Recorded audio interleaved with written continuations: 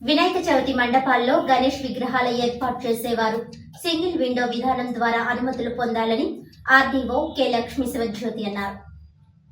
గురువారం sub collector కార్యాలయంలో వివిధ శాఖల అధికారులతో గణేష్ ఉత్సవాలు, అనుమతులు, విధి విధానాలు అమలుపై సంబంధిత అధికారులతో రెవెన్యూ డివిజనల్ అధికారి కె లక్ష్మీ శివజ్యోతి సమావేశం నిర్వహించారు. ఈ సందర్భంగా ఆమె మాట్లాడుతూ రాజమహేంద్రవరం అర్బన్ పరిధికి మున్సిపల్ కమిషనర్, రూరల్కు సంబంధించి రెవెన్యూ డివిజన్ అధికారి గణేష్ విగ్రహాల ఏర్పాటుకు అనుమతులు మంజూరు చేయడం జరుగుతుందన్నారు. ఎక్కువ శాతం మట్టితో తయారు చేసే విగ్రహాలకు ప్రాధాన్యత ఇవ్వాలని, ఆ దిశగా అనుమతి ఇచ్చే ముందే అధికారులు ఆయా ఉత్సవ కమిటీ సభ్యులకు సూచించాలని అన్నారు.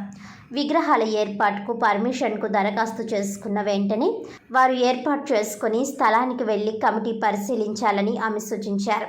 విగ్రహ ఏర్పాటులో రోడ్డుకి అడ్డంగా ట్రాఫిక్కు అంతరాయం లేకుండా ఉండే విధంగా ఉన్న వాటికి అనుమతులు మంజూరు చేయాలన్నారు.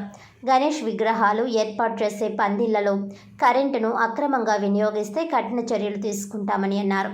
మండల కేంద్రాలలో తహసీల్దార్ కార్యాలయంలో ఒక టీంగా ఏర్పాటు చేసుకుని పనిచేయాలని ఆమె అన్నారు.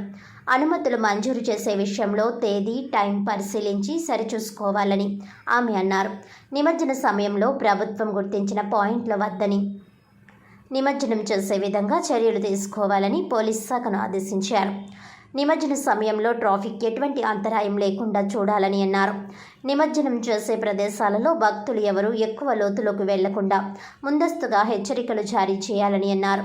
పొల్యూషన్ నివారించే దిశగా విగ్రహాల ఏర్పాటులో ఎక్కువ మట్టి విగ్రహాలను ఏర్పాటు చేసే విధంగా కమిటీ వారికి తగు సూచనలు జారీ చేయాలని ఆదేశించారు.